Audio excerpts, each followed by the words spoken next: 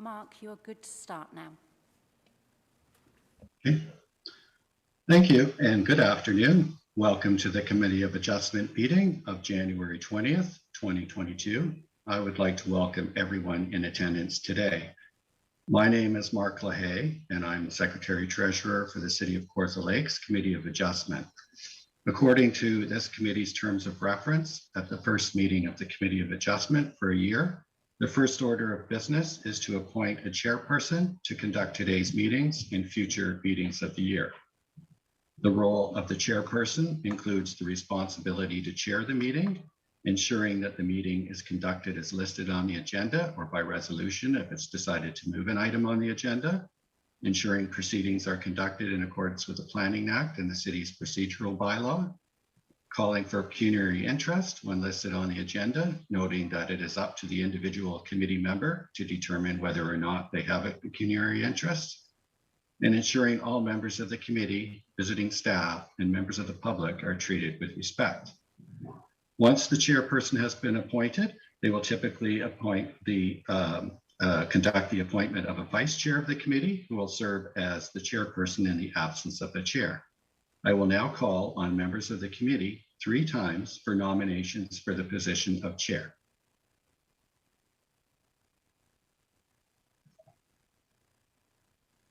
Can I have a member of the committee put forward a nomination for the position of chair? I would put forward the nomination for Lloyd Robertson for chair. Okay, we have a nomination for Lloyd Robertson for the position of chair. Does the nominee consent to the nomination? I do.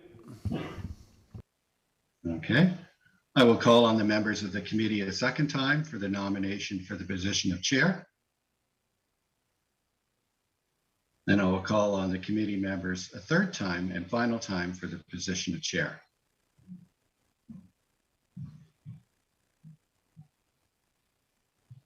I will now call on the nominee to indicate if they wish their name to stand for the position of chair.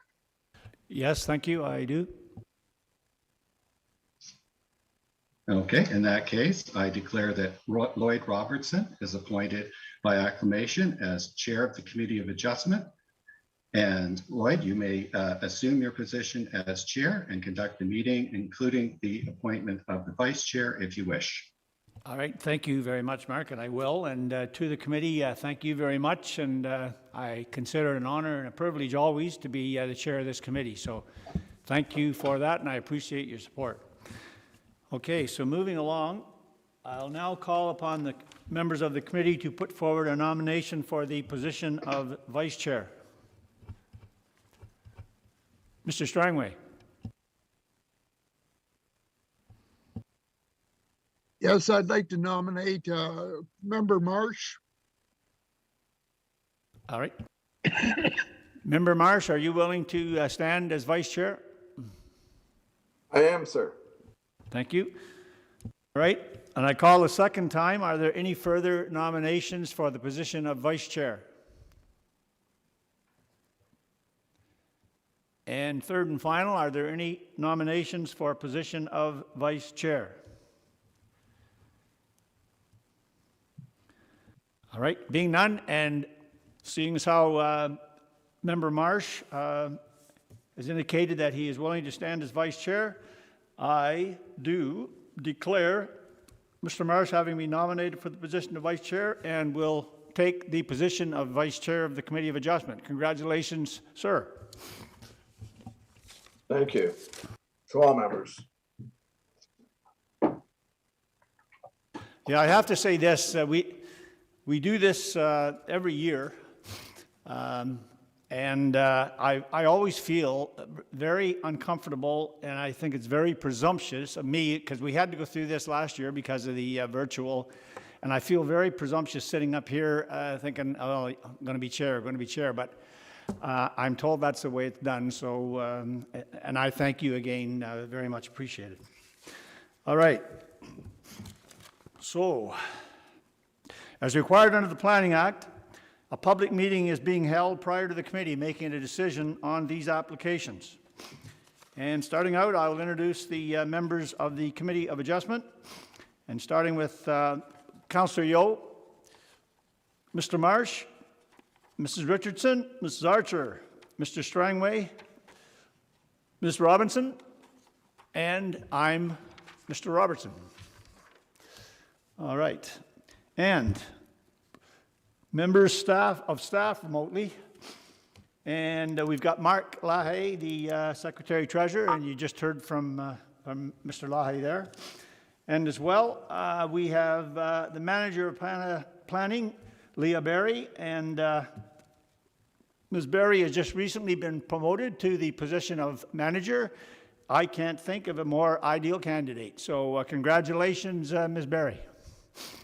And I'm advised that Mr. Hawley was appointed as the Director of Development Services. So congratulations to Mr. Hawley as well.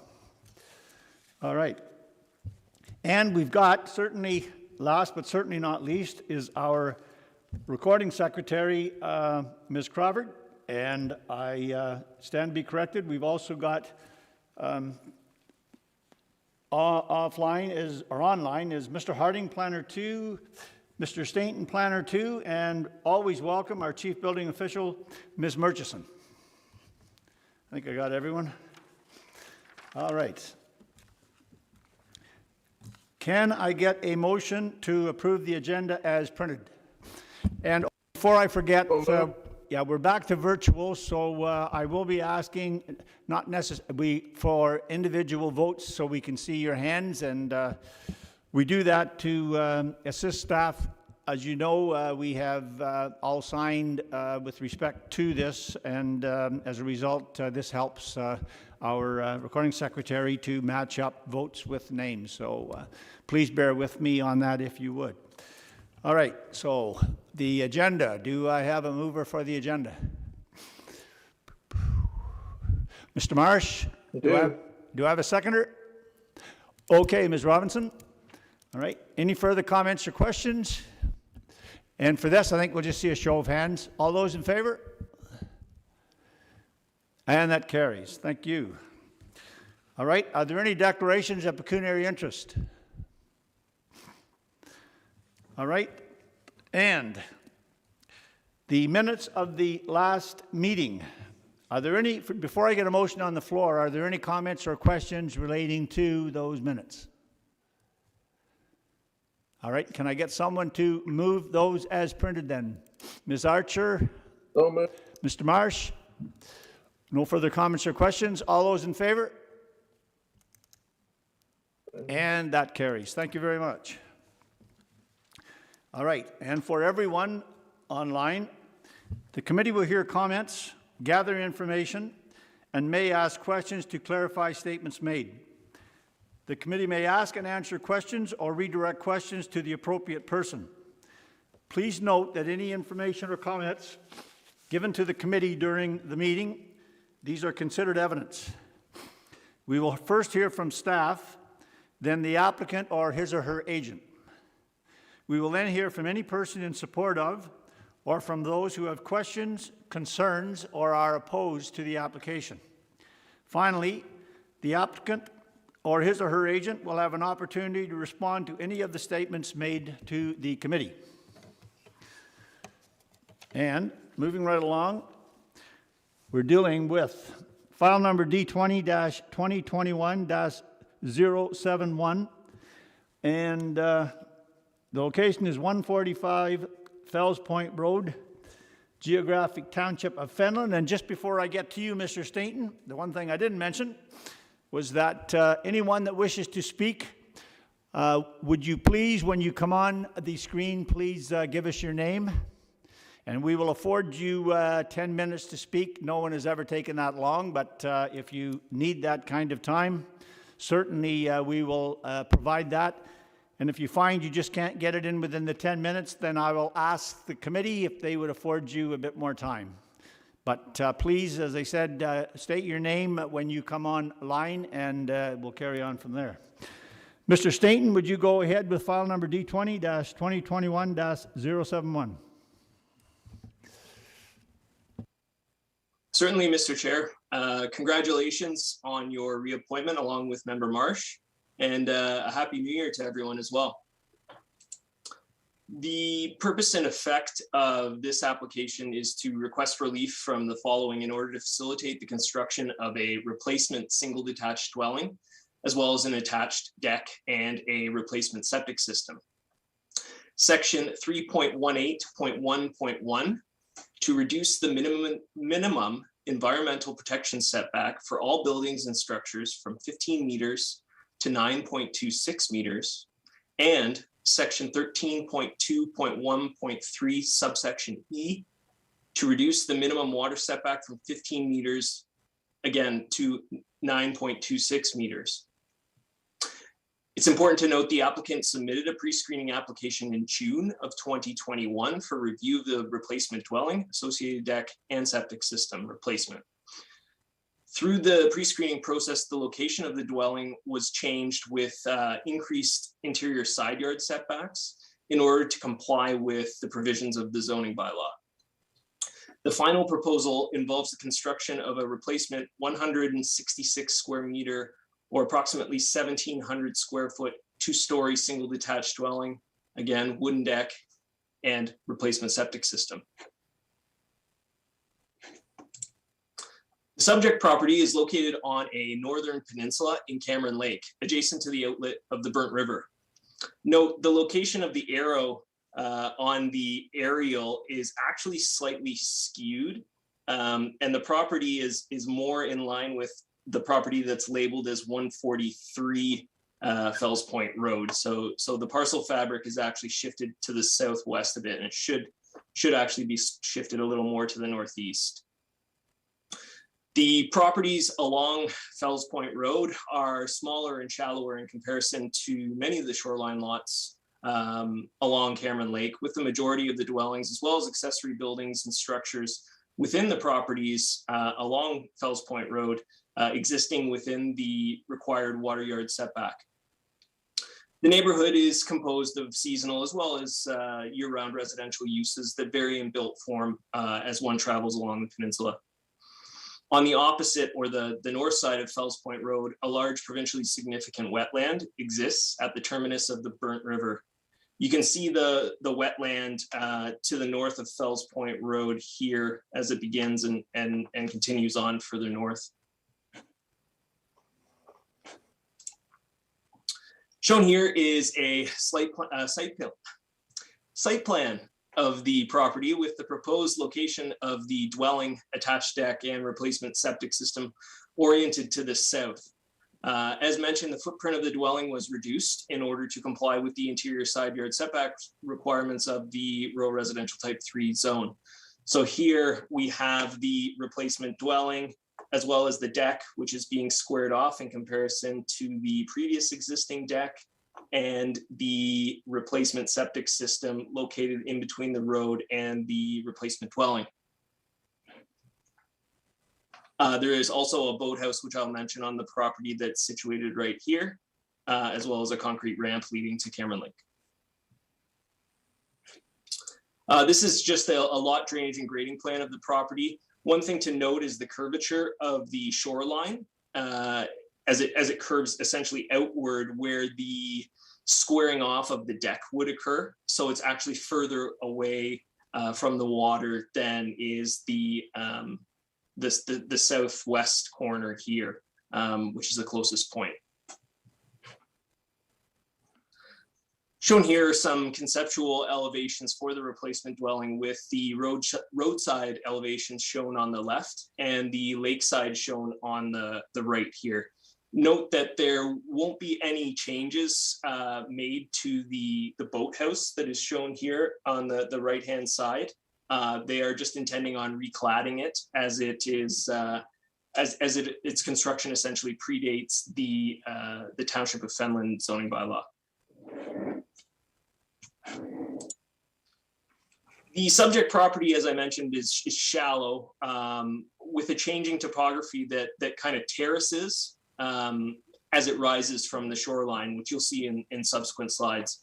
And then again, it sort of peaks where the location of the dwelling is, before again sloping back down towards Fells Point Road. The single-story seasonal dwelling was constructed in 1963, according to MPAC, with a wooden deck on the south side of the property. And as I mentioned, it's currently situated at the highest point on the property.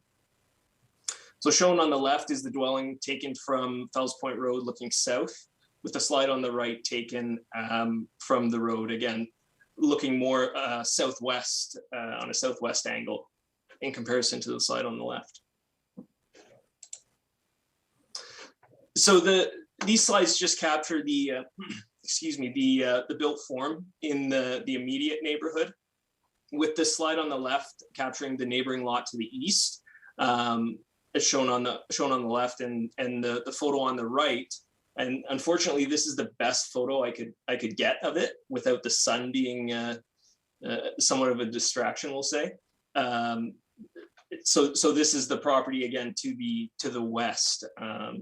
So just to give you a feel of the built form, the proposal is somewhat similar in terms of built form to the property on the east. Just that kind of cut into the bank slope design.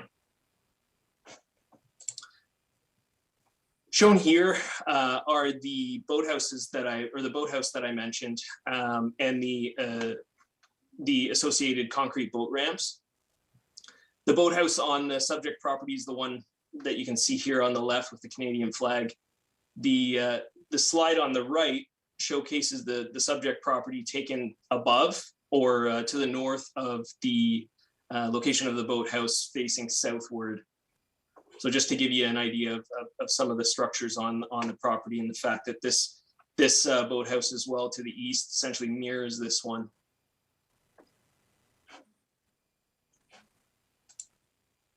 The footprint of the proposed replacement dwelling ensures the proposed replacement deck does not project any further into the water setback, but it does allow for a sufficient size to square off the existing configuration of the deck, allowing for a transition between the main floor and the water yard.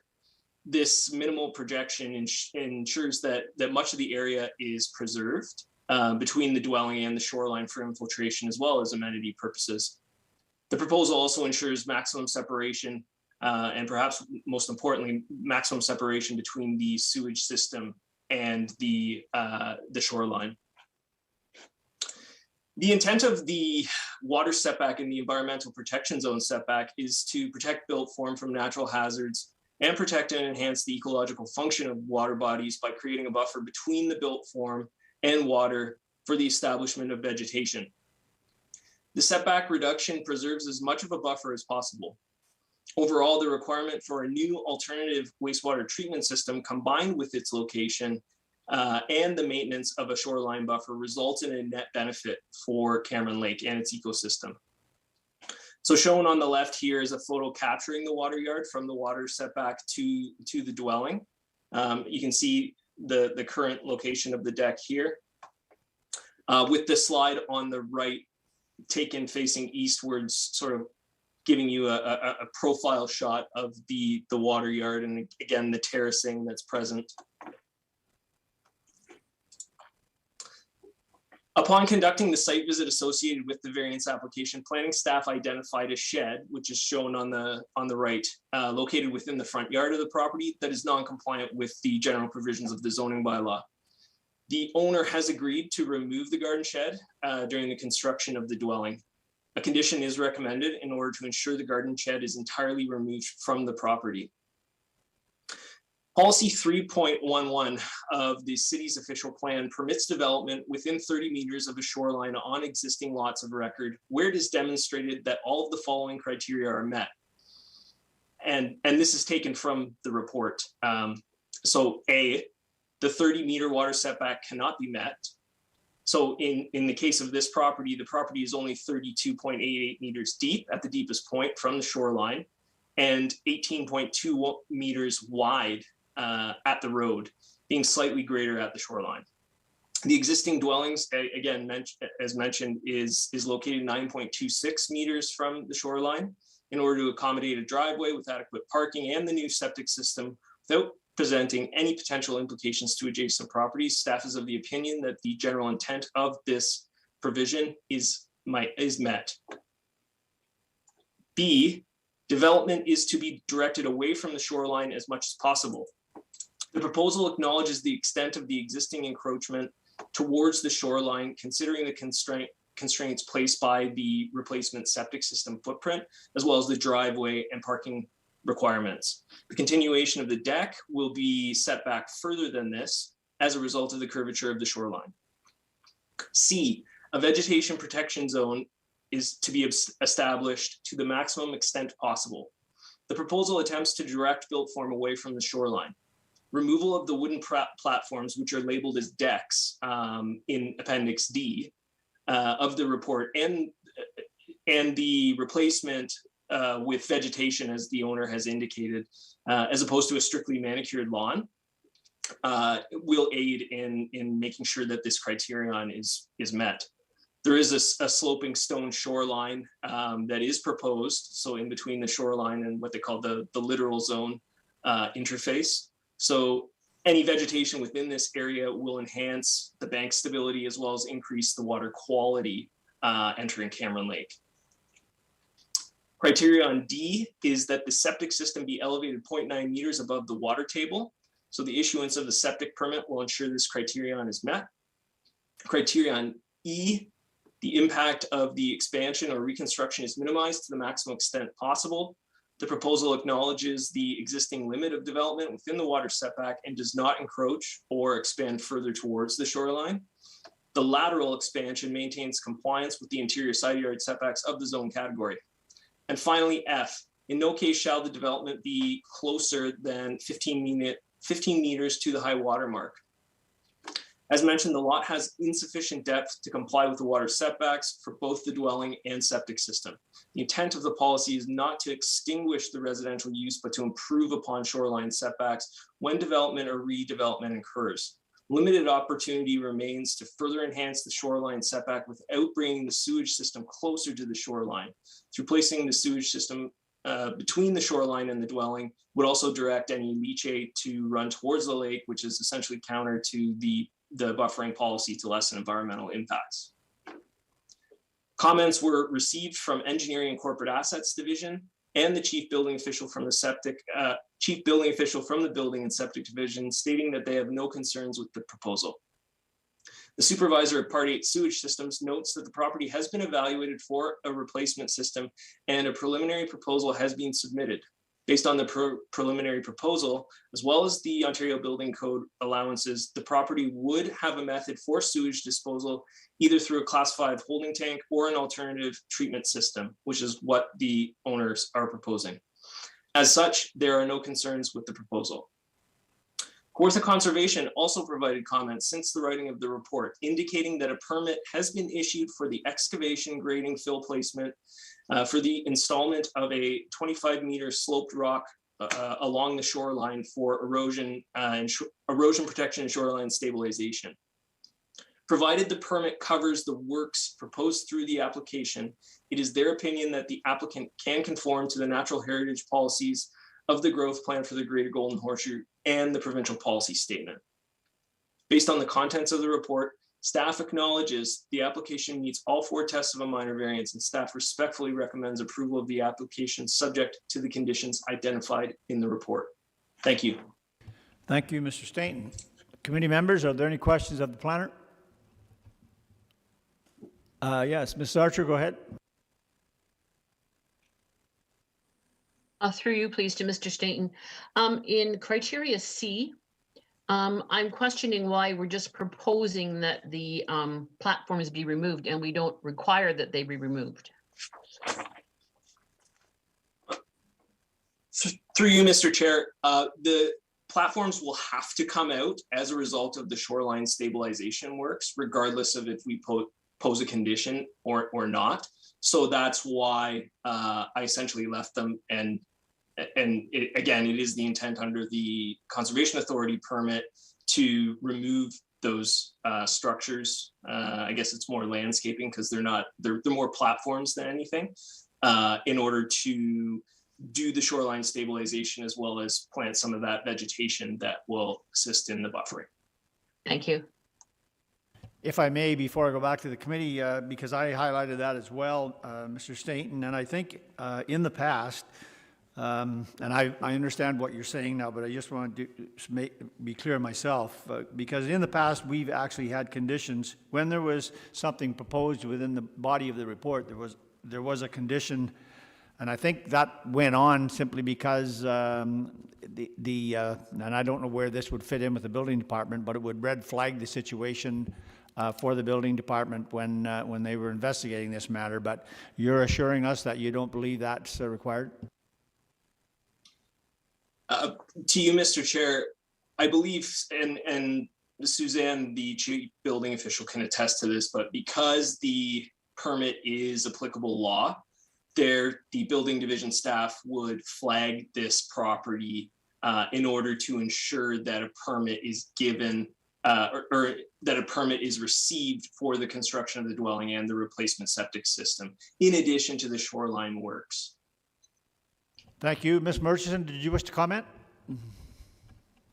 So yes, Kent is correct. The applicable law section of the Ontario Building Code will require any conservation permits to be required for the construction that's proposed. The shoreline work doesn't fall within our jurisdiction for inspection and permitting. That is strictly through the Conservation Authority. But if they are issuing a joint permit, then we'll be capturing the piece that addresses the dwelling and the decks. But yeah, we won't be personally chasing down or watching the shoreline work. Oh, and thank you for that. And I believe Mr. Stainton clarified that as well. So, are there any further questions from committee to the planner? All right, being none, is the applicant online? Does the applicant wish to speak to the application? Yeah, we're online. Thank you. What is your name, sir? What is your name? Kerry. All right. Mike. All right, go ahead, sir. We don't have any comments. We're in agreement with Kent's report. I will say that the one shed, we had two sheds at the front lot. One has already been removed. The other one will be removed prior to the start of construction. Just waiting for nicer weather to get our firewood out of there and tear it down. And as far as the decking by the waterfront, I've already partially removed some of the boards, anticipating approval of our waterfront remediation this week, hopefully. And once that's approved, then those decks will definitely be removed, and there'll be grass and plants, vegetation along the waterfront. All right, thank you, and I'm certainly with you with the waiting for nicer weather. There's no question about that. Are there any questions from the committee to the applicant? Oh, Mr. Stainton, I see your hand. Go ahead. Yep. Through you, Mr. Chair, I just wanted to clarify that when the Carries mentioned the shoreline permit, they were speaking to the TSW permit and not the Kawartha Conservation permit. Just for clarification's sake, the Kawartha Conservation permit has been issued. Yeah. Okay, and you folks are clear on that? Yep. I see a nod, yep, all right. All right, again, are there any questions from the committee to the applicant? All right, being none, thank you very much for taking the time. Is there anyone online wishing to speak in support of this application? In support of this application? Anyone wishing to speak in opposition to this application? Opposition to the application? All right, being none, back to the committee. Committee, where are you? Mrs. Archer? As printed. Okay, do I have a seconder? I see Mr. Marsh's hand there, all right. Any further comments or questions with respect to the motion on the floor? All right then. Mrs. Archer, how do you vote? In favor. Mr. Marsh? In favor? All right. Mr. Strangway, In favor. Ms. Robinson. In favor. All right. Ms. Richardson. In favor? Councillor Yo. In favor? Thank you very much. And I vote in favor. The motion is carried. Your application is approved, folks. Thank you very much. All right. Thank you. Appreciate your time and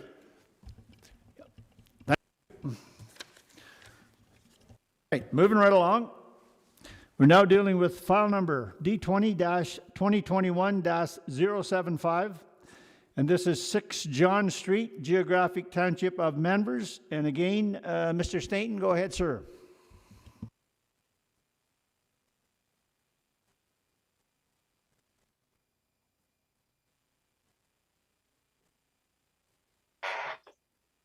We've lost Mr. Stainton. Oh, yeah, that old mute button All computers, eh? tends Go to get ahead. me. It tends to get me on occasion, yeah. So the purpose and effect of this application is to request relief from section 5.13 or 5.13B, subsection B, in order to permit 6 overhead doors and a loading dock on the wall of a new industrial building facing a street, which is in this case, John Street. The zoning bylaw does not permit a loading space or platform or loading door in any yard or wall of any building or structure which adjoins or faces a street. The owner of the property made an application for site plan approval to construct an 1,118 square meter or approximately 12,000 square foot industrial building comprised of 3 separate warehouse units. Each unit will have 2 overhead loading doors. There is also a larger loading dock proposed on the northern wall of the building. Upon reviewing the site plan application, it was determined that relief is required to permit the 6 overhead doors and the loading dock facing John Street. So the property is located at the southern end of the Pontypool Industrial Park, south of the hamlet of Pontypool. The lots as part of the industrial park taper, as you can see, as one travels south from Sandy Hook Road to the intersection of John Street and Highway 35. To the east, the property fronts onto John Street and is accessed at this location. With Highway 35 abutting the property to the west, the Ministry of Transportation entrance criteria combined with setback requirements for the septic and well locations relegate the location of the building and its access points to their proposed location. 2 vacant industrial lots, as you can see here and here, are part of the same industrial subdivision and are located to the north of the subject property. As you can see to the east, there's a larger agricultural parcel on the east side of John Street across from the subject lands.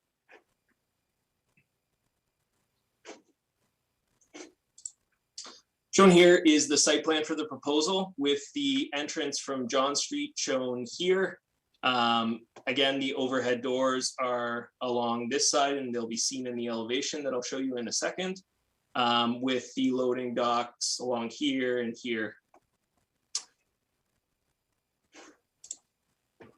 So as you can see, elevation drawings shown here, you've got the loading dock on the north wall here with, again, the 6 overhead doors facing eastward and towards John Street as a result.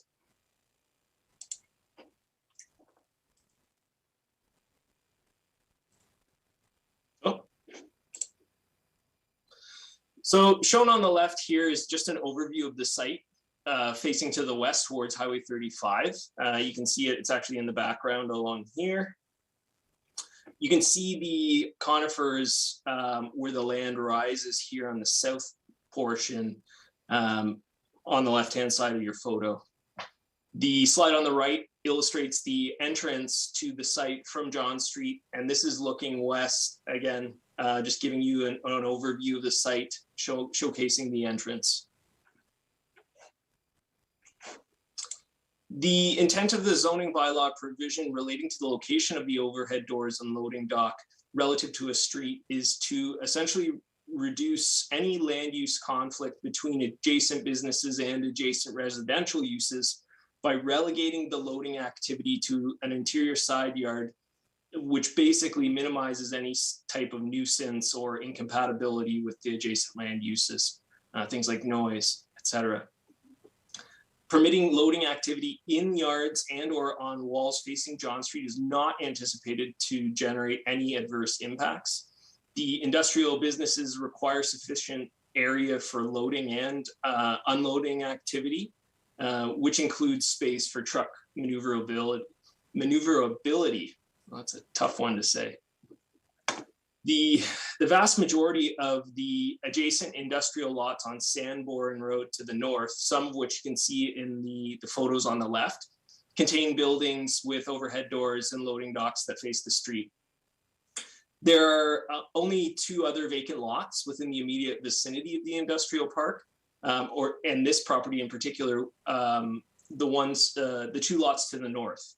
The abutting lot actually fronts onto John Street as well, with the one further north fronting onto the end of Sanborn Road. So the slide on the right, again, you just getting an appreciation for that sort of barrier that exists to the south with the conifers present and the residential use behind it, with the slide on the left showcasing the other buildings that are part of the industrial park on Sanborn Drive to the north.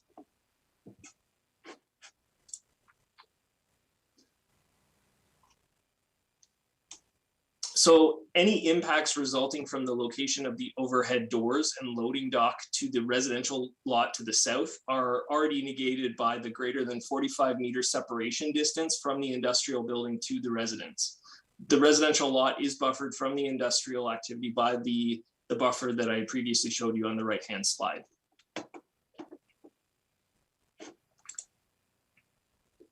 The adjacent agricultural lands with a single detached dwelling on the east side of John Street, so it's addressed as 34 John Street, are also well screened by mature trees, eliminating any land use incompatibility presented by the location of the overhead doors and loading dock, as shown in the slide on the right. So again, this is on the east side of John Street, quite a substantial buffer in between the agricultural property and John Street. With the photo on the left taken facing northwards along John Street, again, you can kind of see the conifers here, and again, the conifers that are present here buffering the residential use. Both of these slides provide further evidence of the treed screening on the east side of John Street opposite the subject lands, both to the north and south of the existing entrance. Comments for this application were received from Engineering and Corporate Assets Division and both the Chief Building Official and Supervisor of Part 8 Sewage Systems of the Building and Septic Division, stating that they have no concerns with the proposal.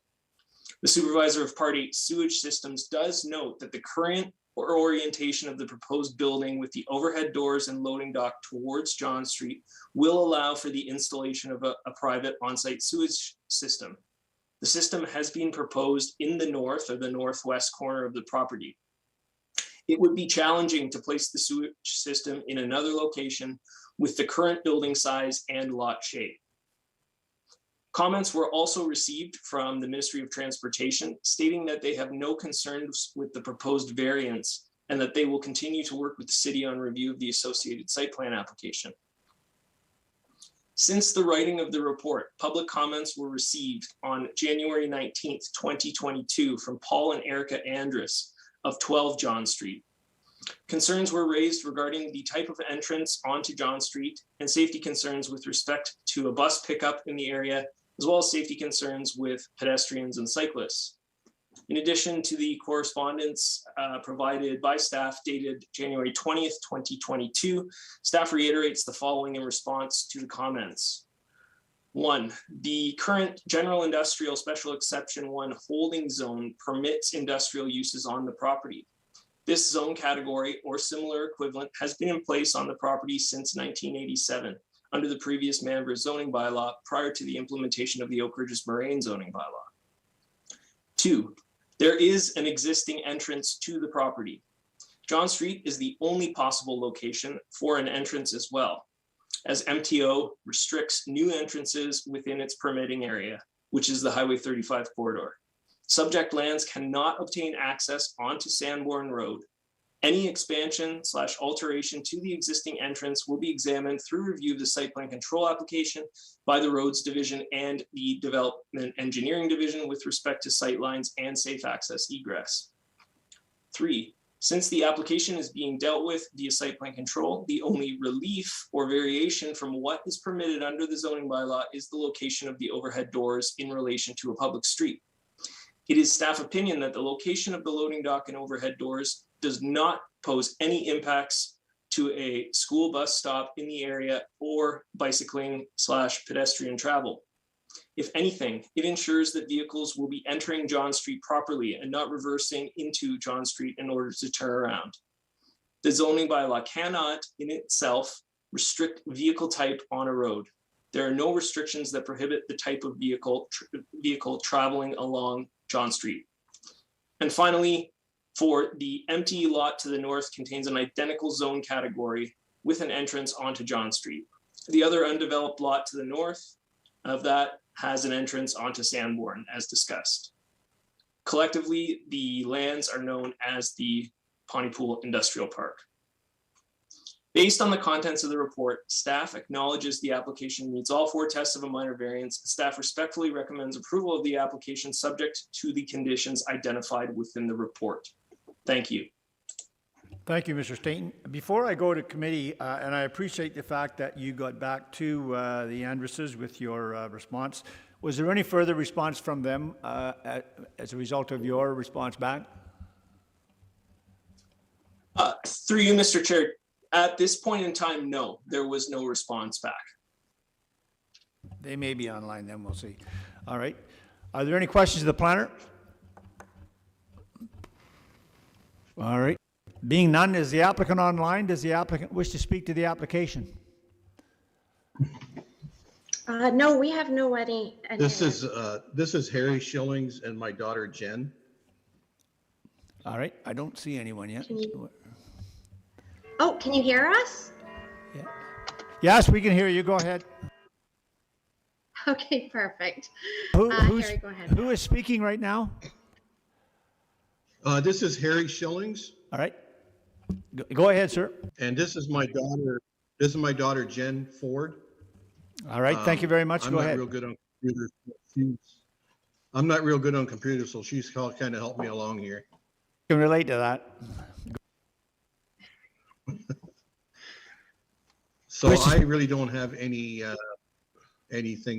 comment to add to what's already been done. All right, thank you for that. And I must ask, committee, are there any questions of the applicant? All right, being none, is there anyone online wishing to speak in support of this application? In support of this application? Anyone? Yes. Did I hear a yes? Yes. Yeah, go, and your name, sir? James Carlisle, C-A-R-L-Y-L-E. All right, go ahead, sir. I just live down adjacent to the property in question. I have seen what's gone on there for the last several years, and I have no objections whatsoever. The property's kept clean. These people that own the property do work in both the Durham region and the Kawartha Lakes region for charities and so forth over the years. And I welcome a taxpayer coming into our community, as I assume that the tax coffers are probably a little dry with all the COVID and everything else that's been going on. So I very welcome the applicant and have no problem whatsoever. All right, and thank you very much Thank for you. that. Are there any questions of the deputant? All right, is there anyone else online wishing to speak in support of the application?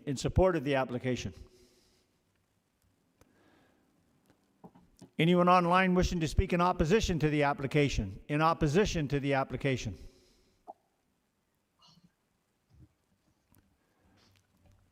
All right, I always have to hesitate because I've been caught in the past. Just when I decided there was no one, I see someone on the screen. So it would appear there isn't anyone. So back to committee. Committee, where are you? Okay, Mr. Strangway and Ms. Richardson. That's moved by Mr. As Strangway, president. seconded by Ms. Richardson. All right. Any further comments or questions?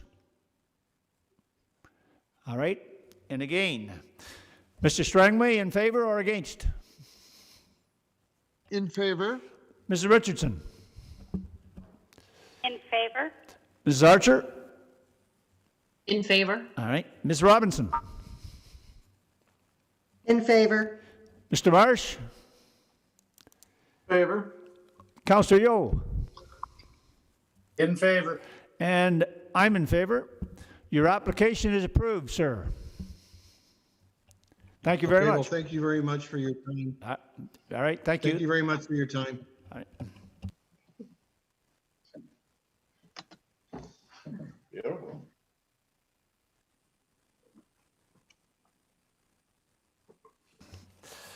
All right, moving right along, we're now dealing with file number D20-2021-076. And this is 527 Cottage Road, Geographic Township of Mariposa. And again, Mr. Stainton, go ahead.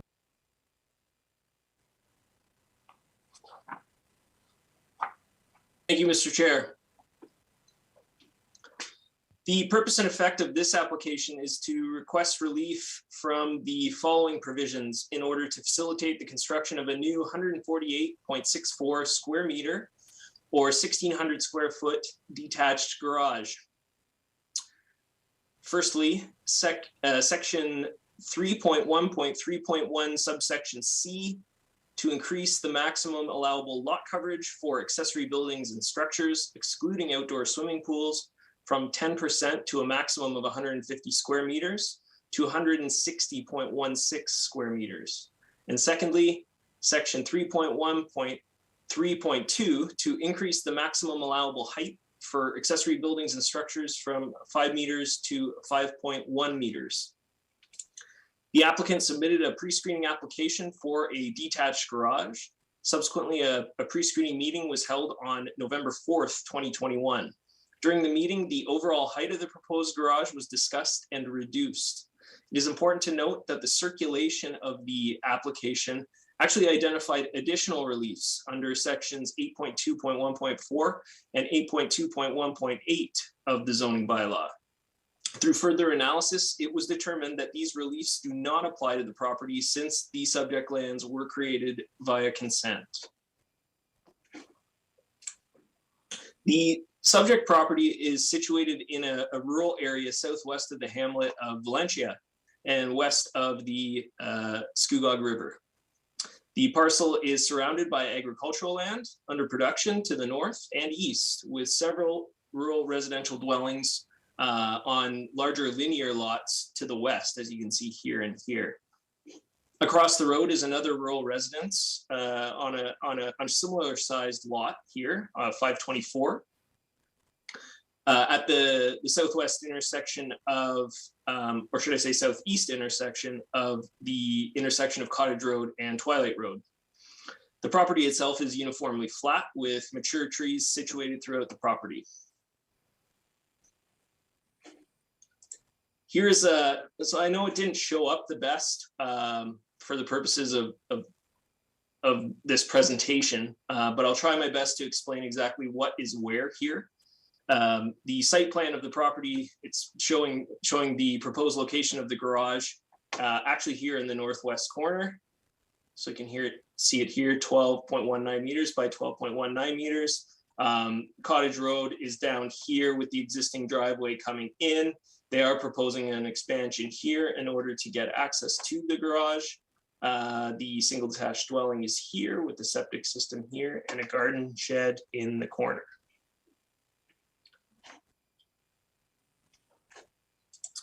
Shown here are just some plans that actually illustrate the height of the proposal to the midpoint rafter being 5.1 meters. Originally, it was actually 5.33 to the midpoint itself. So we did get a bit of a reduction there through the pre-screening meeting. This photo is just simply shown for to show the color scheme of the garage. So it's going to be this charcoal gray with a black with the black doors. So it's simply just providing the color palette, I guess, and it's not showing any. It's going to be much smaller than this. So as I mentioned, the subject property was created through consent and contains a bungalow with an attached garage, and it was constructed in 1992, according to MPAC. The dwelling is approximately 155 square meters, so it's about 1,664 square feet in size. Cultivated lands, as you can see in the upcoming slides, essentially surround the property to the north and east. The single attached dwelling is shown in the slide on the left, with the driveway leading to the proposed location of the garage in the slide on the right. So as you can see here, dwelling, and then just to the right of it or east of it, the existing driveway, which will be expanded, and the garage in the northeast corner. Just providing some slides that demonstrate the rural character of the neighborhood, with photos taken of the subject property's frontage along Cottage Road, facing west in the slide on the left and east on the slide on the right. You can see in the slide on the right the location of the farmhouse that abuts the subject land. So there's quite a distance in between any type of residential use and the proposed location of the garage. The general provisions set a maximum coverage of 10% for accessory buildings to a maximum of 150 square meters. While the proposal would only result in a 3.93% lot coverage percentage for both the detached garage and the garden shed that you can see here on the right, which will remain, the total area covered is 160.16 square meters as a result, triggering the variance. As a result of the location of the garage, the dwelling retains its visual prominence as the primary use and building on the property. The increase in coverage also maintains the intent of the zoning bylaw to maintain adequate landscaped open space for amenity, servicing, so your private individual septic and well, and storm water infiltration. Neither of the supervisor of Part 8 sewage systems or the Development Engineering Division have concerns with the proposal with respect to servicing and stormwater management. The slide on the left was taken looking northeast, providing an overview of the backyard.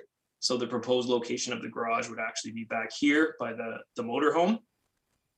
With the slide on the right, taken actually looking to the west along the approximate northern property line, showcasing the garden shed that will remain. You can also see the raised septic bed here on the slide on the slide on the left as well. One of the intents of the general provisions of the zoning bylaw is to restrict the height of accessory buildings to ensure the use is accessory to the primary use. The requested 0.1 meter relief from the zoning bylaw would essentially be imperceptible when viewing the building from Cottage Road, and is considered negligible in terms of a variation from the zoning bylaw. The garage is also situated as far away from the road as possible. No massing or height incompatibilities with the primary residential use and surrounding properties are anticipated. An established hedgerow, as you can see in the slide on the right, was actually taken parallel to the vegetation and looking south along the western property line. delineates the approximate limit of the western property line and does offer some significant screening for the garage when viewed from the west, and it will remain intact. This slide on the left showcases the approximate location, of the garage, as well as some of the items that may be stored within the garage. In addition to those items, the property owner is a long-haul truck driver and does require storage for his tractor trailer when not in use. A motorhome, as shown on the right, is also required to be stored. These larger vehicles cannot be stored in the existing garage, and both require a building with a higher bay door in order to facilitate storage.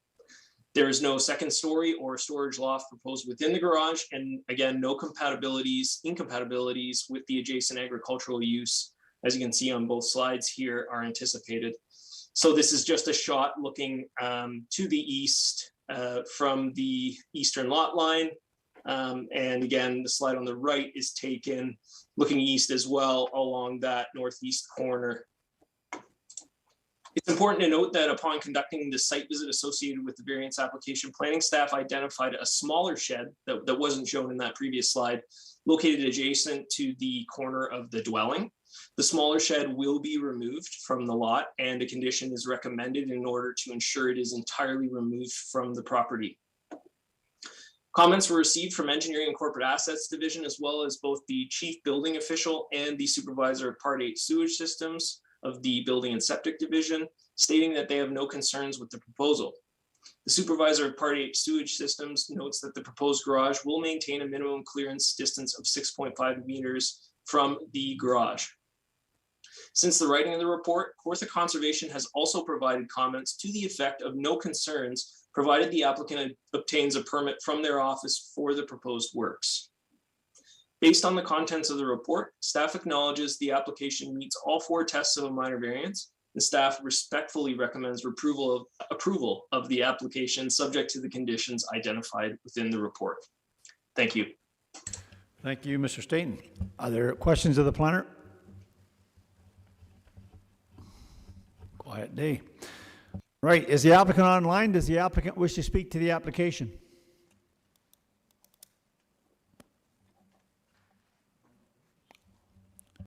All right. Is there anyone online wishing to speak in support of this application? In support of the application? Anyone online wishing to speak in opposition to the application? Opposition to the application? All right, being none. Committee, I'm back to you. Councillor Yeo, and you're making the motion and seconded by Ms. Robinson. All right. As printed. All right. Any further comments or questions with respect to the motion on the floor? All right. Councillor Yeo, in favor? In favor? Ms. Robinson? In favor. Mr. Strangway? In favor. Mr. Marsh? Favor. Ms. Archer? In favor. Mrs. Richardson? In favor. And I'm in favor. The motion carries. Thank you very much, committee.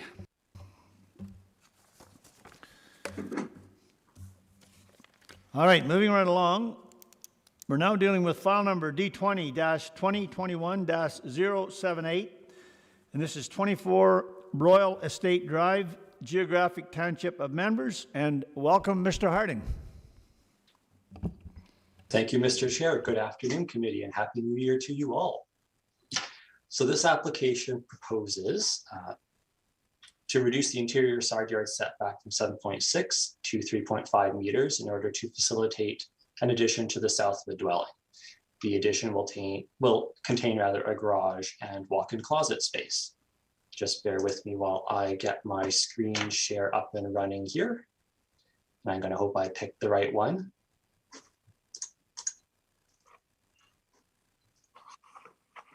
All right.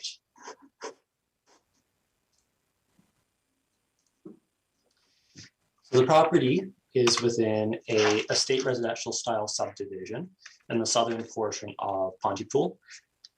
So the lots in this area are characterized by greater building setbacks and vegetative buffering between the dwellings, as can be seen on the aerial photograph here. So we have a fair bit of forest kind of separating all of the dwellings, both from the road as well as from each other. The proposed addition as seen here is on the southern portion of the dwelling. And the dwelling as a whole is kind of located more towards the southern lot line. And then we have some elevations here. So the addition as viewed from the road is this portion here, being the attached garage in the front portion. And then as we flip around to the rear, we've got the walk-in closet proposed on the back end, and then additional garage storage space on the basement portion. So the application meets the 4 tests for minor variance. The addition is going to be proposed in line with and slightly behind the front wall of the dwelling. And the existing dwelling, as we can see here, is located a fair distance back from the road, about 18.3 meters. There is vegetation all around the dwelling, as we can see, with a bit of lawn maintained front of the dwelling for that front yard. The vegetation is thinnest. I'll walk through the pictures first, then we'll get into the thing of the vegetation on the side. So as I'm walking into the property here for the image on the right, the addition is going to go in this location here. We can see it is fairly open with grass. The images you see now are me just panning to the south and north of the subject property respectively to get that estate residential style for the subdivision. And then we move into the property itself. So in this case, on the image on the left, I'm standing in the rear yard, looking back towards the rear wall of the dwelling, where the addition is proposed in this grass space on the right. And then on the right image here, I've just kind of walked right over to about this spot here and looking up along the south face of the dwelling towards Royal Estate Drive. So the addition itself is going in approximately this location here. The southern extent of it is going to be about in line with where this one lone tree is standing. So we can see that the forested area here kind of gives way to a bit of manicured lawn before getting a bit thicker again in this forest pocket that's on the southeastern corner of the dwelling. Forest pocket can be seen in more detail from the road here, with the dwelling of the subject property behind. So the addition's going to be very well screened behind this pocket here.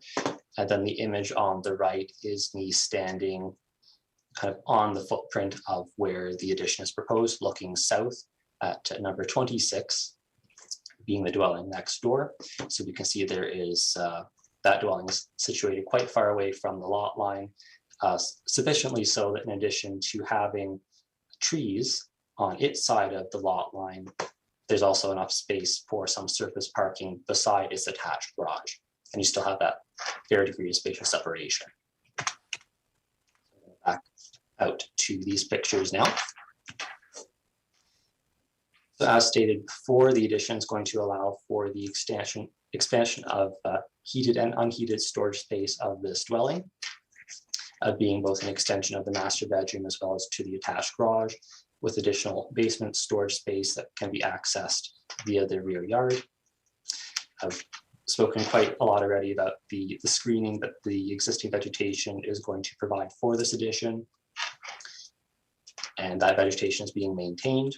We're not proposing an expansion to the driveway at the roadside at all. In order to facilitate access to the additional attached garage here, they're really looking at just widening out the pavement apron closer to where the garage doors are going to be. We're not expecting there to be any increase in massing impacts for this proposal because the addition is proposed in line with the existing house, and from the road, it is a one-story building, and you have the vegetation factoring into that as well. So the property is within the rural residential type 1 special 5 zone, which, and a large intent of that special 5 zone is to situate dwellings in a estate residential style atmosphere. And that's set through having these larger lots and having these larger setbacks. So as shown in images, we are still maintaining that substantial side yard setback to the property from the south. And that setback still allows for sufficient space to maintain that vegetative buffer between the parcels. So there's no impact in terms of character or impacts to privacy that are anticipated between number 24 and number 26.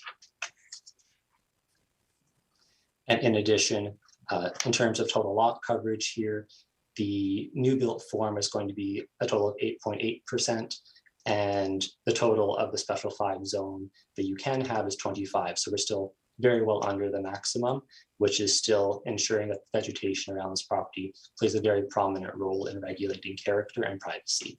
The property is within the rural settlement designation of the City of Kawartha Lakes' Oak Ridges Marine Policy Area, and residential uses are permitted within this designation. And in this case, we're in keeping with that because we are looking at doing an addition to a residential use. Staff respectfully recommends that the application be granted, subject to the conditions identified in the report. Thank you, Mr. Chair. And thank you, sir. Committee, are there any questions of the planner? All right, being none. Is the applicant online? Does the applicant wish to speak to the application? And your name, sir? Yes, this is Aaron Pudlis and my wife Cheryl Green. Thank you. Go We ahead. don't really have any further comments. Mr. Harding pretty much covered everything. All right, thank you. But I must ask, committee, is there any questions of the applicant? All right, being none. Is there anyone online wishing to speak in support of the application? In support of this application? Anyone online wishing to speak in opposition to the application? Opposition to the application? All right, being none. Committee, I'm back to you. Ms. Archer. As printed? As printed. Mr. Marsh, I see your hand. Okay, Mr. Marsh seconding. All right, any further comments or questions? All right, Ms. Archer, favor or opposed? In favor. Mr. Marsh? Favor. Councilor Yo? In favor? Mr. Strangway? In favor. Mrs. Richardson? In favor? Ms. Robinson? In favor. And I'm in favor. Your application is approved, sir. Thank you very much. All right. This is going like a well-oiled machine today. Holy cow. All right. And I'd be remiss if I didn't say thank you to Mr. Stainton. I'm sure he's probably offline by now, but a job well done, Kent. Thank you. All right. Moving right along, we're dealing with file number D20-2021-079. This is 69 Pinewood Crescent, Geographic Township of Manvers. And again, Mr. Harding, go ahead, sir. All right, Mr. Chair. So this application proposes to reduce various setbacks to the west and north lot lines in order to construct an approximately 89 square meter detached garage to the north of the dwelling.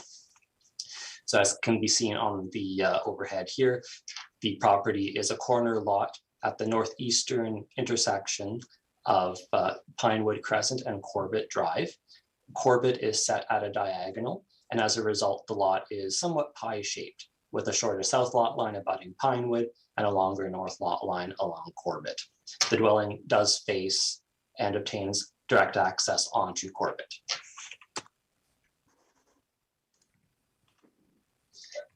As can be seen here, and the dwelling is also parallel to Corbett.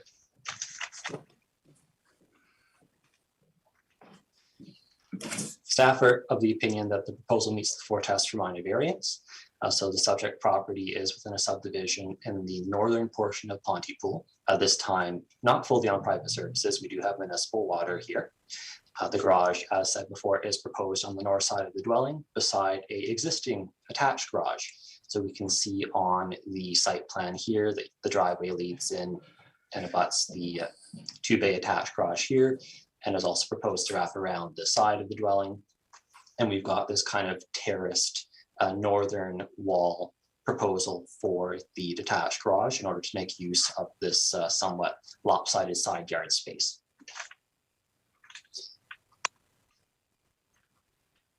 And here we have a picture of what the garage is going to look like from the road. So we have a 1.5 kind of bay wide garage door here with a person door to the north of that. And we can see it's going to be about the same height as the dwelling, and with a kind of gable roof design on the front that's going to mimic that of the dwelling. All right, here we have the photograph. So this is the dwelling as it faces onto Corbett Drive. So as we will see in some further pictures, but you can kind of see here, committee, the space to the north of the garage is currently used for outdoor storage, and is occupied by a boat trailer and a travel trailer at this point in time, and I believe a kayak or canoe as well. And then we have the image on the right, which is the what is in the bylaw defined as front lot line being Pinewood, the Pinewood frontage here. So we can see this functions very much as a flankage yard. The septic system is located in this yard as well, which is why access is not on this side of the house.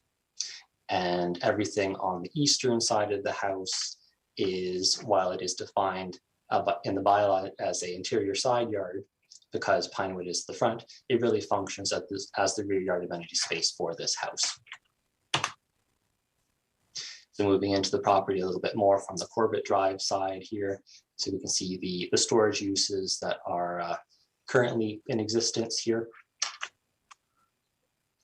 There is a shed which occupies a portion of the proposed garage footprint that is proposed to be removed as part of this development proposal.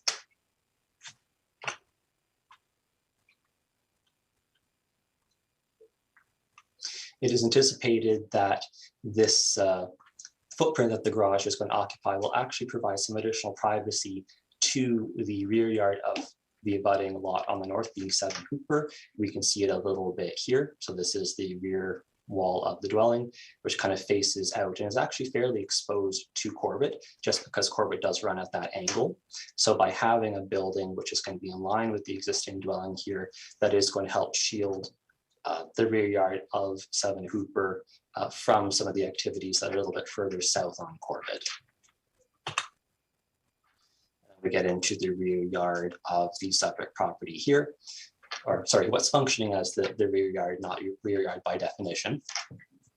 So we have the rear of the storage shed that's going to be removed on the image on the right. So the stepped design of the garage is coming out to about that location there. In terms of how this property is zoned, it is zoned rural residential type 1 within the Oak Ridges Marine zoning bylaw. And the intent of the general provisions section is really to regulate accessory building setbacks to ensure that that building does remain visually ancillary to the primary building on the lot, in this case, the dwelling, and that the placement of a larger accessory building does not have adverse impacts on abutting property.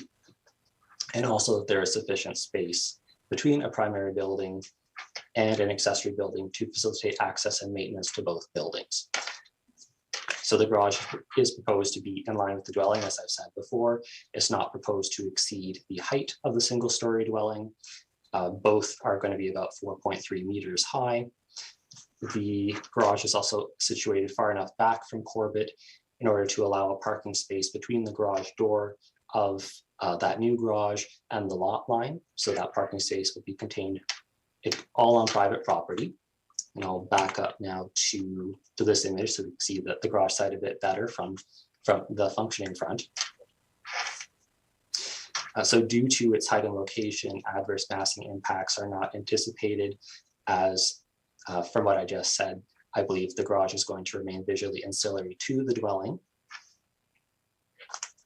The garage does propose sufficient spatial separation between itself and the north lot line, being about 1.5 meters, and between itself and the house at 1.2 meters, to facilitate maintenance between both buildings around the garage, as well as to provide access between the west yard and the east yard. The property is within the rural settlement designation of the city's Oak Ridges Marine Policy Area, and residential uses are anticipated within this designation. In this case, we have a residential accessory use, so we're in keeping with the intent of that designation. Staff does respectfully recommend that the application be granted, subject to the conditions identified in the report. Thank you, Mr. Chair. And thank you. Committee, are there any questions of the planner? Ms. Richardson, go ahead. Through you to the planner, should there be a condition indicating that the shed must be removed?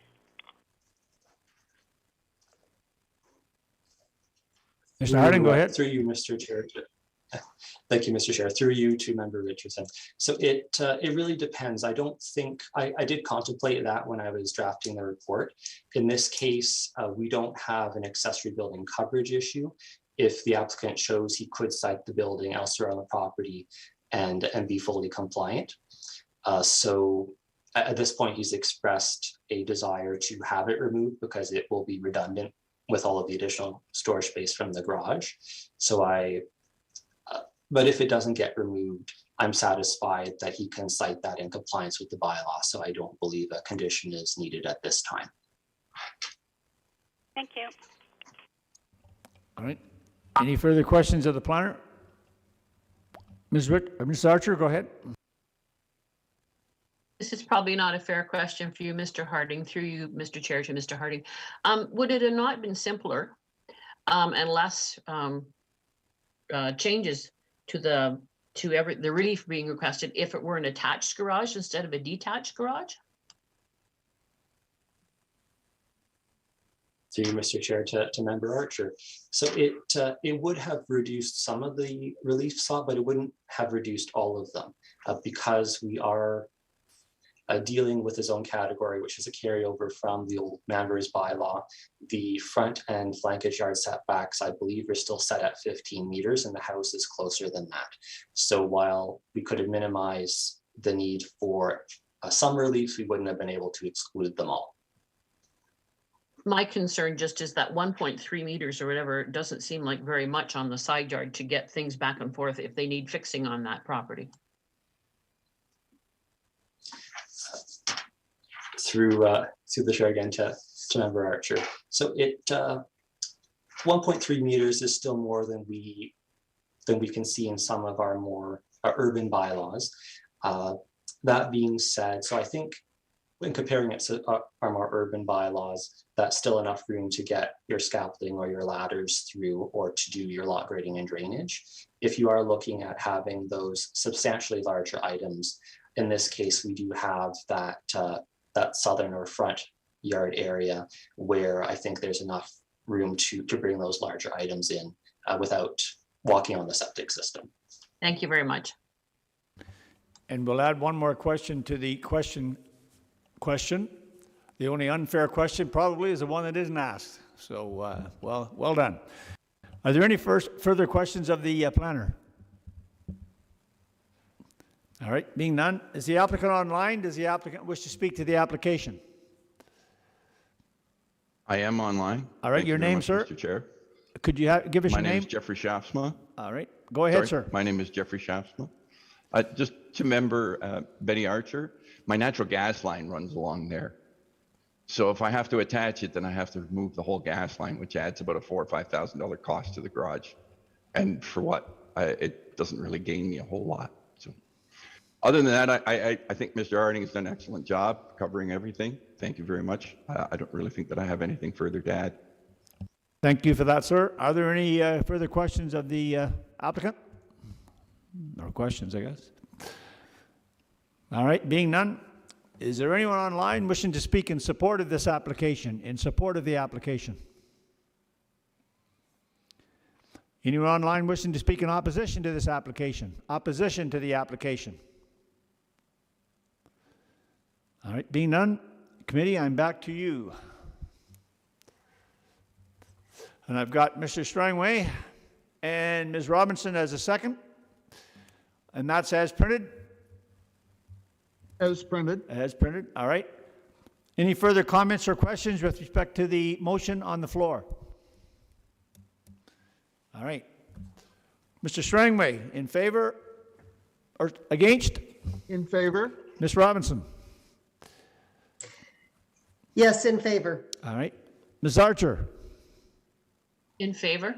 Ms. Richardson? In favor? Mr. Marsh? Favor. All right. Councilor Yo? In favor? All right. And I'm in favor. Your application is approved, sir. Excellent. Thank you very much. All right, thank you. All right. We are moving like a well-oiled machine here. All right, the next we're dealing with D20-2021-080. And this is number 4 Cadillac Boulevard, Geographic Township of Emily. And again, Mr. Harding, go ahead, sir. All right, Mr. Chair. So this application proposes to reduce the water setback to permit the construction of a second story to the dwelling and its covered deck. For those members of the committee with increased tenure, you may recall this property back in 2015 when they put on the original covered deck. So we're back again, but this time to add a second story to the whole thing. So the subject property is located at the northeastern corner of Lancaster Bay. It is a corner lot on the southwest corner of the intersection of Valley and Cadillac Boulevard. And this application does meet the 4 tests for minor variance. I'm just going to walk through the aerial photograph and the site plan first before we get into the neighborhood. So here's the last lot, literally the last lot on Lancaster Bay before it meets Valley Road and becomes kind of like a wetland and river. So we can see here, committee, the dwelling is pretty much central on the lot with the existing covered deck in blue. So we're basically just adding a second level to that covered deck. And we can see the covered deck wraps ever so slightly around the southern side of the dwelling. And there we have some images as well of what the second floor is going to look like from all angles. So as you can see, this is a very long and narrow dwelling design with the narrow side being what's presented to the shoreline. And we have the pictures here. So this is currently a single-story detached dwelling. The additional level is requested in order to increase the functionality of the dwelling. We're going to double the floor space. The added level to the covered deck is also going to provide additional covered yard amenity space for the rooms on the second level, noting that there is no stair access proposed between that second level and the rear yard. So this is just basically to have a bit of covered amenity space off of those second level rooms. The image on the left is me standing at the intersection of Valley Road and Cadillac, looking southwest into the parcel. So this side is going to be the east wall, or the wall that faces Cadillac, with the white siding there. And then the image on the right is me kind of walking around to the southern side of the property. There is a boat launch access to the immediate south of this parcel, which is how that image is taken and why you see that kind of gravel driveway leading down to the water there. And then we have images showing from the image on the left. This is the northern face of the dwelling with the covered deck there. So I'm just showing the expanse between the edge of the covered deck and the shoreline, which is about 24 meters. And then I've just gone down in the image on the right to the shoreline to look back, again, to give committee a sense of depth from both sides. So as you can see here, the property is relatively flat with a gentle slope down to the shore. The addition does not propose any encroachment into the rear yard. As a result, the existing amenity space is not going to be impacted as a result of this construction. At 24 meters, there remains sufficient spatial separation between the built form and the shoreline to maintain that vegetation and to ensure that there is going to be no adverse massing impacts to the shoreline. The building is also longer than it is narrow, minimizing the span of the second floor that's going to face the shoreline, which also helps to mitigate any massing impacts that could result, notwithstanding the increased spatial separation. The property is zoned residential type 3 within the Township of Emily zoning bylaw. One of the functions of the water setback is to ensure sufficient space between the shoreline and the built form to attenuate stormwater runoff, and also to allow for the establishment of vegetation. So in this case, there is no impact anticipated to either one of those functions because the depth of that water setback is not changing. That also being said, stormwater attenuation is going to be maintained because we're also not increasing lot coverage. We're just going directly up from what is already existing footprint-wise. The property is designated waterfront within the City of Kawartha Lakes official plan, and residential uses are permitted and anticipated within this designation. So we're in keeping with that because we are proposing an addition to a residential use. Staff does respectfully recommend that the application be granted, subject to the conditions identified in the report. Thank you, Mr. Chair. Thank you. Are there any questions of the planner by committee?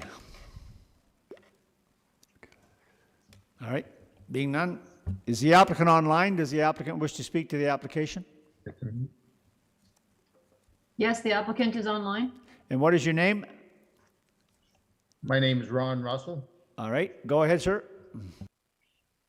I don't have anything to add. I think David did a great job, covered everything. And I just like to thank everybody. All right, thank you for that. Yes, we do have excellent planners and they do an excellent job. So, but we always appreciate the positive comments. So thank you again. Are there any questions of the applicant by committee members? All right, being none, is there anyone online wishing to speak in support of this application? In support of the application? Anyone online wishing to speak in opposition to the application? Opposition to the application?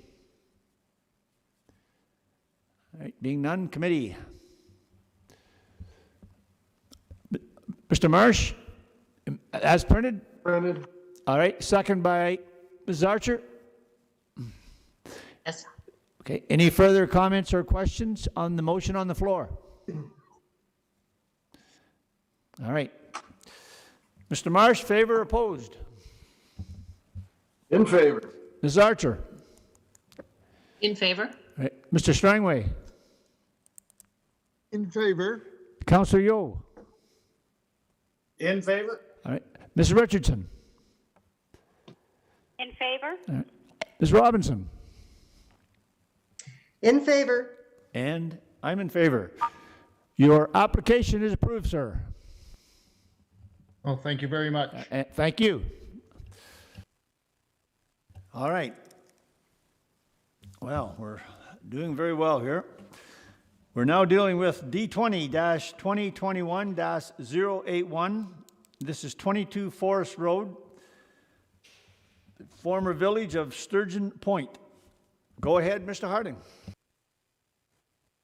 Thank you, Mr. Chair. I was kind of So hoping, this Mr. Harding, we application- would have seen you out there wandering around about a foot of snow, but that didn't work yet. Yes, sir. Not yet. Kent and I were very proactive in scheduling our site visits, so we were very thankful for that. But you may still catch that in the next round, Mr. Chair, of photographs. Looking forward to it. I'm glad you are. I'm looking forward to the experience. So this application proposes to permit the construction of a pool and to recognize a shed. So both structures are proposed in front of the existing dwelling. And I'm going to move just to the next image here because I've got a blue dash line here. So what makes this application unique, and I've only seen this one other time while working at the city, is that this lot is actually subject to two different zoning bylaws. So we have this zone boundary noted in the blue dash, which runs on a diagonal through the lot. So we have about a third of the lot on the south side, which is within the Sturgeon Point bylaw, with the balance on the north being in the Township of Fenland bylaw. So as a result of where this line runs, we have the existing dwelling and its a detached garage, which are fully within the Fenland side of the bylaw. The shed, which committee might be able to see ever so slightly here in the aerial photograph, is fully contained within the Sturgeon Point side of the bylaw. And then the pool, which you will see in the next image, is proposed in approximately this location. So the pool actually would exist in both bylaws, which is why we have some very unique reliefs being sought for this particular application. So here we have another image which the applicant has put together for me, and he's also shown approximately where that zone boundary runs in this solid line here. And we can see a primary reason why we have the accessory uses proposed in the front yard is the septic system is behind the house. So now we have pictures of the property from the road. One thing I will note before I'll head into the application too deeply is the owner originally applied for and intended for the shed to have future potential to function as a cabin on occasion.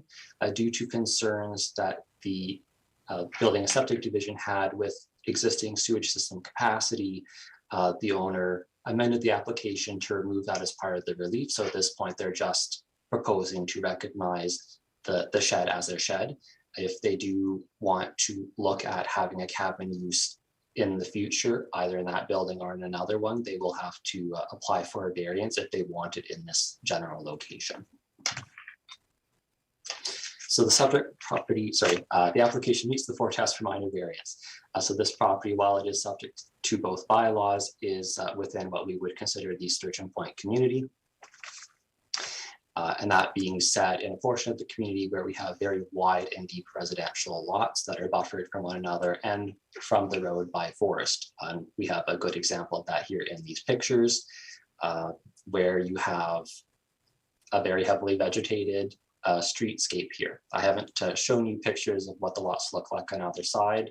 I'll rely on the schedule, or sorry, Appendix B, being the aerial photograph for committee to get a better sense of what this community looks like. But these pictures are pretty much a perfect example of what we see throughout the streetscape here. Dwelling set very well back from the road with forest between the dwelling and the road, and forest separating the dwellings from one another. So that being said, while the forest does surround the dwelling, there is a ring of lawn around the dwelling, which is where the shed and the pool are proposed. The pool is about 31 meters back from the front lot line, and the shed is about 41 meters back from the front lot line. So as you can see here, that still maintains ample forest space for the forest to maintain that buffering between those accessory uses and the road. So in the images we see here, we can ever so slightly see the shed off to the left of the house. So the house, you can just barely see it through the trees, is here, and its detached garage is here. And then I've just moved up into the driveway a little bit for the image on the right to get a better view of the house. And the pool is proposed while in front of the house is more on the right side. So it's proposed in approximately this area here of lawn. And then we can just see in this image as well, kind of the outline of the house next door. And it also has a detached garage. So moving into the lot a little bit more. So now we're in the functioning front yard space. So the pool is kind of in this area here. This is the front wall of the house. This is the driveway leading down to Forest Road. And then the image on the right is me just walking back a little bit more towards where the car is parked to get a better kind of full-on side view of the pool site. So the zone boundary runs somewhere through on a diagonal in this image. And then we can see the dwelling for the lot on the east side, and in the far distance also separated by forest. So as I've said previously, both structures, while being both modest in footprint and in height, are also located more to the size of the dwelling, whereas the dwelling is kind of more in the center of the parcel. So the location and scale of the structures is not anticipated to visually detract from the primary presence or the primary visual presence of the dwelling, nor are the accessory uses anticipated to impact the character or function of the neighborhood or the residential uses on the abutting lots because of the substantial buffering that we have. Oh, not the end of the presentation yet. So then we have another picture here which shows the shed in a little bit more detail, a little bit in from the front lot line, and then I have another full on of the shed on the image on the right. And then we can see the outline of the dwelling to the west on the right side of that image. So backing up to this image, because this one kind of shows both the shed and the pool space from a distance. So the pool is going to provide additional outdoor recreational amenity space, and the shed, also used as a home office on occasion, will provide additional storage and office space. The Fenland side of the property is within the rural residential type 1 zone, and the Sturgeon Point side of the property is within the single residential type 1 exception 2 zone. So the Fenland residential zone permits the residential uses and the residential buildings, while the Sturgeon Point exception 2 zone permits basically residential landscaping, no buildings or structures. There are 5 lots on the north side of Forest Road that are affected by the bylaw boundary issue. If you refer to Appendix A, you will see the scale of the lots that are affected here. They're all very large lots. That being said, while all of those 5 properties are affected by this zone boundary issue, there's only 2 that have this special 2 zone, being the subject property and the property to the east of it. And the likely reason for why this property and the property east of it have this special 2 zone is because these are the 2 properties that are least affected or least within the Sturgeon Point side of the bylaw because of that steep angle we have as that point of intersection between the different zone boundaries. So the bylaw likely established the special 2 zone boundary for these 2 lots specifically to allow for the dwellings on the lot, this lot and the lot next door, to be set further back from the front lot line, which would be more in keeping with the built form of this neighborhood as a whole, which is houses set well back from the road. So in this case, the special 2 zone intent is being maintained, as while we are allowing accessory structures in the front yard on Sturgeon Point side, we're still grouping them very close to the house, and the house is still set very well back from the road, and we still have that very prominent vegetative presence along the road for buffering and for aesthetic purposes. The property is within the development plan area special policy 3 designation of the City of Kawartha Lakes official plan. And the intent of this very special designation is to recognize a future potential northerly expansion to the Sturgeon Point community. That being said, it's recognized through this designation that the subdivision of land is not going to be able to occur until a secondary plan is generated for that area to see how that expansion is able to integrate and be compatible with the existing Sturgeon Point community. And that policy does lay out that existing lots are not subject to that policy. So in this particular case, because we have an existing lot with established residential uses and we're just looking to establish a accessory residential use, we're not subject to the development freeze policies that special policy designation would otherwise apply to development. Staff does respectfully recommend that the application be granted, subject to the conditions identified in the report. Thank you, Mr. Chair. Thank you, sir. Are there any questions of the planner by committee members? Yes, we've got Ms. Archer. Go ahead, please. Mine's a very important question to the planner. Will you have to have a passport to swim in there? I hope not. I think amalgamation may have solved that. Mr. Strangway, go ahead. I can't hear you, Mr. Strangway. Hit your mute button there or whatever. Try it now. Thank you very much, Mr. Chairman. Just a real quick one, David. I noticed in the recommendations, it's the standard 24 months. I'm just wondering, we hear a lot about the backlog in a lot of recreational things, and pools is one of them. Was there any discussion with the owner about whether this should be, whether 24 months was sufficient or whether we should increase it to 36 months? Thank you very much for the question. Through you, Mr. Chair. So we did have conversations with the owner, and while that question wasn't specifically posed, what was relayed to me was that they were very confident that their pool installer would be able to construct this year. That's great. Thank you very much. Anything further from committee? I have a question for you, Mr. Harding, and I realize that we've discussed this in the past and we don't always do it, but I'm looking at the background information on page 2 of 5, and it looks like there's some, or was somewhat convoluted with respect to, is it a cabin or is it a shed? And certainly we've got the Building and Septic Division indicating that they have concerns if in fact it were to be used as a habitable space.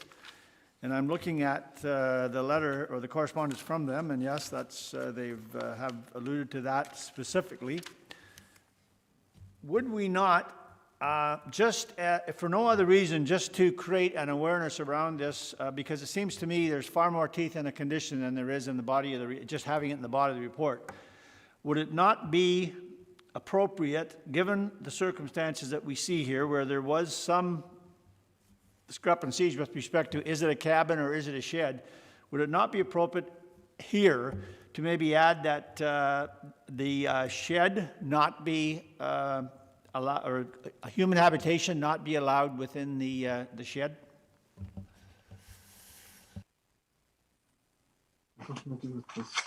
Through you, Mr. Chair, I will do my best to respond, but I'll also rely on the manager for some advice as well. I would say, because we know that the shed is functioning also as a storage space as well as a home office, which is permitted, it might be more advantageous if committee wishes. I don't believe this is a requirement either way, but if committee wants to provide even more direction in its decision, that it include a condition that the building not be used as a cabin. Office space for us is something that we continue to look at, whether or not it is or is not habitable, or can it be both. So I think that would provide more direction to avoid that issue entirely, while just focusing on the use that was originally applied for, which is the cabin. I don't have a problem with it being used as a shed with an office. I don't have a problem with that. But anyway, Manager Barry, do you wish to speak to it? Mr. Chair, only to concur with the comments by Mr. Harding. Nothing further. The zoning does contain, I think, appropriate parameters in this case for what can and can't take place, in addition to the safeties through the building code and permitting process on that end. So it would be per the desire of the members, should an additional condition be deemed necessary. I support the conditions as they currently stand. Thank you for that. All right. Is the applicant online? Does the applicant wish to speak to the application? Howard Gopsel here. I am the applicant and am online. I do not have anything more to add. Thank you. All right. Thank you, sir, for that. Are there any questions of the applicant? All right. Being none, is there anyone online wishing to speak in support of the application? In support of the application? Anyone online wishing to speak in opposition to the application? Opposition to the application? All right, being none. Committee, where are we? Ms. Richardson. As printed. As printed, all right. Ms. Robinson, I saw your hand as a second. All right. Are there any further comments or questions with respect to the motion on the floor? All right. Mrs. Richardson, in favor or opposed? Carried. In All right. favor. All right. Ms. Robinson. In favor. All right. Mr. Strangway. In favor. All right. Mrs. Archer. In favor. All right. Mr. Marsh. In favor. Okay. Councillor Yo. In favor. All right. And I'm in favor. Your application is approved, sir, as printed. Thank you very much. Thank you. All right, I think that concludes the applications. We don't have any deferred applications. Under other business, is there anything under other business from committee members? All right, being none, anything from staff? Nothing? All right. All righty, where are we here? No correspondence. And okay, now the only things I would say is I think we've nailed this virtual to the wall. I hope we have, and that's certainly thanks to everyone, but no small thanks to Mr. Watts up there doing his thing. We appreciate your efforts, Joel. We really do. It works well. And again, to the committee, thank you for your patience and staff, but we get these delays with this computerization, and sometimes it throws a little bit of glitch into things. But other than that, we seem to be doing all right. And again, I would be remiss if I didn't say I hope your holiday was a good one, and I should have said it at the beginning, but better late than never, and Happy New Year to everyone. I hope your year's a good one, although I guess the only question I have is are we ever going to escape COVID? I'm starting to wonder what the heck, but anyway, all right. So nothing further from anyone. The next meeting is on Thursday, February 17th at 1 o'clock, and I need a motion to adjourn. Ms. Archer. I had a question, please, before we adjourn. Yeah, absolutely. Go ahead. How are we doing on the Indigenous training? Who has had it? Committee members. Okay, Mr. Strangway, Councillor Yo, Ms. Richardson, I've had it. So now there was a day provided by the City of Kawartha Lakes.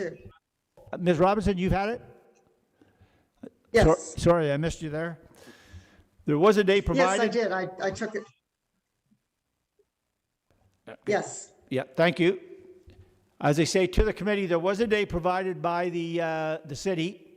It was an excellent presentation. I have certainly nothing negative about that. It was well done. But I'm not sure now. You know what? I'm going to let the manager, Barry, speak to that, because it looks like we've got two members, Mr. Marsh and Ms. Archer, that haven't completed that. Ms. Archer, do you have a further question? Well, I started it. I did the first segment, and that was fine. And then I got a notification from them that there was some kind of a glitch and not to do it. So I thought, well, oh, good, I won't do it. And then I got talking to some more employees that are actually paid by the city, and they have been told they don't have to take it. Only the managers have to take it. So now I got my back I'm in a pickle. And it makes me, it sounds like it's about 6 or 7 hours. The people that are being paid to work for the city also get paid to take the course. And so I just kind of want to know where we stand, please. Yeah, Ms. Barry, go ahead. Sure. Thank you, Mr. Chair. Member Archer, I actually did receive a notification from our executive assistant to the mayor and council. Her name's Christine Briggs, and she had attempted to reach out to you. She had an email address that may not have worked, or for some reason there was an issue with that. So we confirmed that she had the right contact information for you and was intending to connect with you. So if that hasn't taken place yet, I'm certain that it will. To clarify, perhaps some misinformation that you may have heard, all staff and all city, both committee members, council members, are required to take the training. The time frame for when the training is to be completed is staggered. So there may have been some misinformation there about whether it was required at all versus whether it was required before the end of 2021. The same is true in terms of probationary employees who by the end of 2021 were still on probation.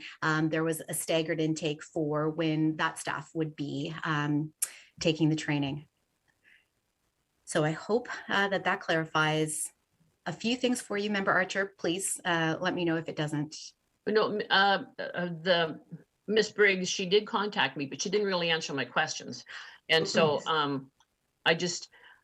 so you're telling me that every member of the City Kawartha Lakes, all paid employees, are going to be required to take this exam, test, whatever it is? That's correct. That's my understanding today, and that hasn't changed as far as what I understood was rolled out through our all staff communications before the end of the year. So the same direction. And they are all going to be doing it on city time, so actually being paid to do it. They are allotted city time to take training, yes, as they would with other training that happens to take place during regular office hours. Yeah. Okay, so there's no provision for the volunteers that are already volunteering our time to get paid for more volunteer hours. Member Archer, I now understand your question, and I can definitely look into that for you. The information that I've provided is all I have at this point, but let me connect with you offline and we'll get that straightened out. Thank you very much. Ms. Berry, I guess the question I have is this. We've got, and I certainly hear what Ms. Archer is saying. We have 2 then volunteer committee members who have not had it. So you're telling us, and that was my understanding as well, that this is compulsory. So what are you suggesting? If they don't get it, does that mean they're off the committee? I guess that's my question on that. Mr. Chair, I am not in a position to answer that in terms of the potential either ramifications or implications of not completing the training, only because we haven't been faced with that as a possibility. We have only understood that there is a phased approach to the training and that it's rolling on and continuing through 2022. So there are a number of different options or opportunities on how one can receive the training. And that's what I understand. And I certainly didn't mean to put you on the spot. I didn't. I'm just curious because that is one of the questions, like what's going to happen at the end of the road with this. So I guess what I would say to our 2 members, Mr. Marsh and Ms. Archer, that continue, dialogue with the city, and I guess at some point we'll hopefully get it worked out, because we're hearing in no uncertain terms that it's a compulsory situation, so it has to be completed. So, all right. Further on that? Mr. Chair, Councillor Yod, I did the training on myself. I didn't go through the city, and it took me 2.5 hours. Basically watched the videos, answer the quiz. It is a very good presentation, but it's not 6 hours. It took me 2 hours and maybe 42 minutes or something like that. But very, very worthwhile, very, very educational. Thank you. Yeah. Thank you for that. I completed it here. Actually, I completed it with Councillors O'Reilly and Elmsley, and we were about, I'd say, 4 to 5 hours. But I agree with you. It was a very good presentation, and yeah, absolutely. So, anything probably took you longer because Patty was there. What was that, Ms. Archer? It probably took you longer because Patty was with you. Well, councillors, I can relate. I can say this because I was one. Like to talk, eh? So, but anyway, so nothing further on that. All right. So I guess the next one is I need a motion to adjourn. Lloyd, just before you do, just a quick comment that I'm glad to have you back as chair. Congratulations. You do a terrific job, and I appreciate the effort you and Dave put in. So congratulations and glad to have you back. Thank you. Thank you, Steve, and those comments are very much appreciated. I'm sure I speak on behalf of Mr. Mars as well. And like I say, it's an honor and privilege for me to be chair here. I thoroughly enjoy it. We've got an excellent committee. It's one of the best committees I've ever worked on. So thank you very much for that. All righty. Anything further? Motion to adjourn. Mr. Marsh, Councillor Yo. All right. I'm going to just ask for a show of hands on this one. Those in favor?